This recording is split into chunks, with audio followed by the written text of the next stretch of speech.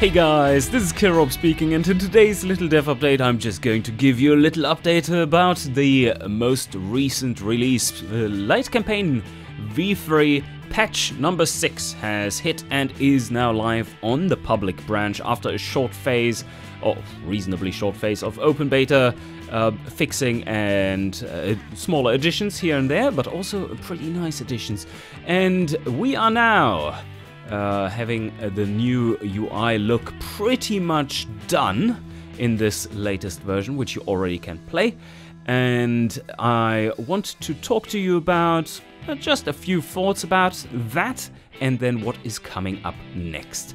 So let's have a quick jump into this and let me show you off what I was not able to show you before. So I've just loaded in a car, and now let me show you the most recent addition, the last thing that was left. Well, not really the last thing, but the last bigger thing that was left for us to implement, the change of how stats changes are illustrated and made clear. So let's just hold this car for reference. As you can see, this already looks a little different. And now let's just change over to automatic. So, boom, instantly you can see what is being affected positively and negatively. And the old stats are showing right next to it there.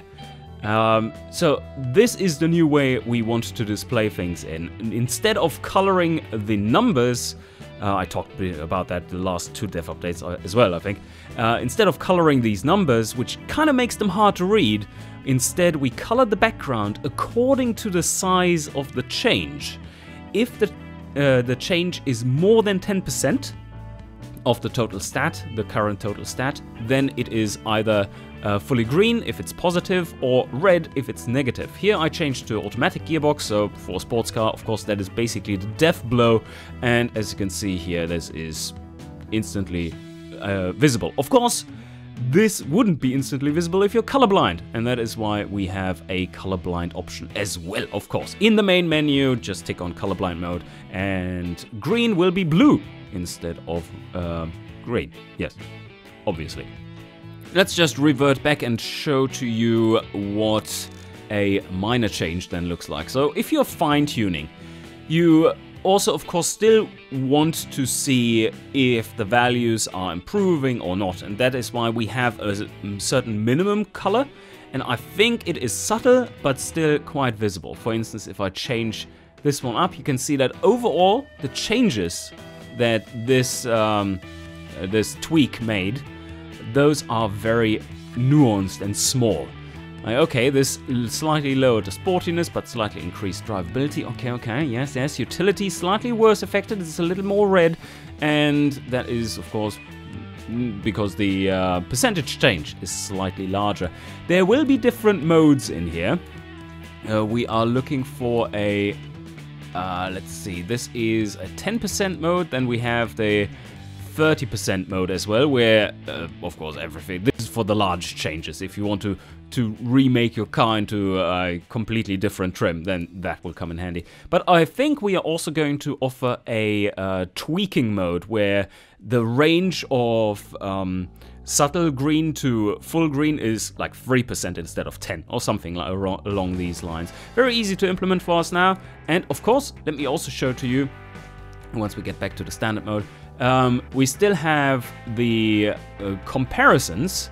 They are now not quite working as intended right now, but you can click on one of these demographics, and what you get shown is the average stats of the top 3 competitors in that category and how you are comparing to these stats. And there, of course, it is a lot better to have the 30% mode on, because otherwise everything is either green or red. Yes, so that is also supposed to like change automatically into a more reasonable range for you to have good comparisons. But you will easily see what is actually better for your car compared to the competition, or worse. And we plan to do the same thing for engines, so that you, if you click a sidebar demographic like this, then you are supposed to, at that point, also get their average engine performance. So overall, we want to get to a point where in a campaign especially, you can click on a demographic, and not only do you get told how competitive your competitors are, but rather how they get to that competitiveness, what kind of stats they have, what kind of engine power they have, how, yeah, all kinds of things, just so that it becomes less of a black box for you to compete against, but rather something that is fleshed out. Also, of course, that means that we want to add company names, company characters, and with the AI already being able to build cars, we can quite easily make that step, because we have certain input parameters, like how much they prefer capacity, or if they are focusing on more lightweight components, or whatever. All that can be done via the AI, and we can even show the thumbnail of the car body they used in order to get there. So overall, we want to move into that direction in general, to give you more feedback on what your competitors are up to. And of course, with the new photo mode, you can do all kinds of cool stuff. We have multiple car placements in the game now. We have some new effects. Also, the animatics that we have that were added a while back in the open beta, they can be played and recorded automatically. Let's see, you need to have a car selected, and then you can play the animatic. And now all the effects remain on there, which doesn't quite work for the blur, but as you can see, you can probably piece together some really nice ads for your cars. And let's see, do we have another one here? Some more drama pans. Do we have a most gear? Do we have a most gear? We have low gear. We have low gear. Let's play it. Oh yes. Oh yes. It is beautiful. Ah, fancy, fancy, fancy. Anyway, now you can abort them with escape as well. Stop, escape, you can interact with them. Post-processing applies, so you don't have to load, what is it called? The effects program from Adobe. After Effects, yes. You don't have to make all that shit happen anymore. So, this is a pretty cool stuff, I would say. And in the campaign, of course, also plenty of things have changed, and that is where I want to take you next, also to talk about what is coming up. As basically everyone who has ever played or touched the campaign knows, well, the UE4 campaign, there are still lots of little and large things missing from the UI and so on, and that is something that we want to address next and fill that stuff in. Now that we have a pretty solid foundation with the new UI look and most of the campaign bugs sorted out, I say most because we have fixed all that we know about. There are surely more, but they will appear once people start playing more and we continue testing. So anyway, we have some functionality, of course, planned for this, and more stuff to fill out here for production previews and whatnot. And then other aspects are about making it easier for you to determine what markets you are going into and how viable they are before you experience firsthand with your vastly overproducing of sports cars or whatever. So this one will be one of the indicators, and that is your heat map for how much revenue there is to grab from each of the demographics in the various countries. And I think I did show that before, but let me reiterate the point how useful this thing actually is. If you're thinking, oh, it might be such a good idea to get into the track market, then you see this and are like, oh, yeah, it's a really good idea if I build like 2 cars per month. Yeah, then it would be a fantastic idea. How about the family market instead, or the commuter market, or the heavy delivery market, or the premiums for that matter?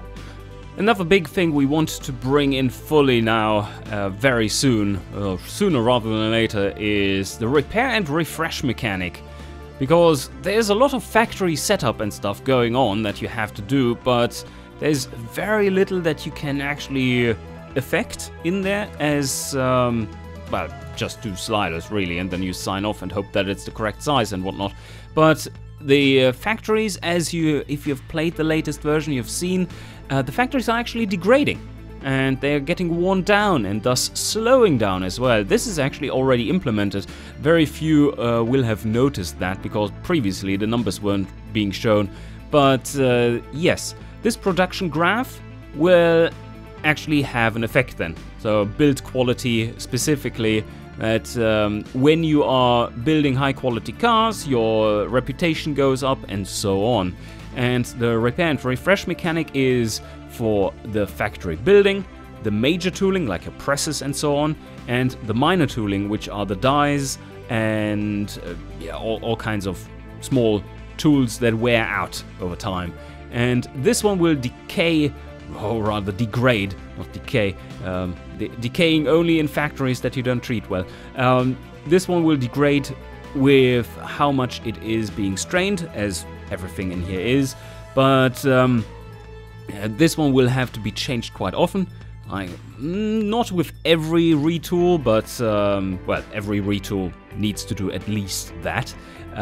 Like every time you put in a new trim in there, you would want to at least do this one, or you have to do at least this one, while the presses and so on are more on a, let's talk about scale instead. So this is probably a 3 to 5 year scale, depending on how roughly you treat your factories, how many shifts you're running.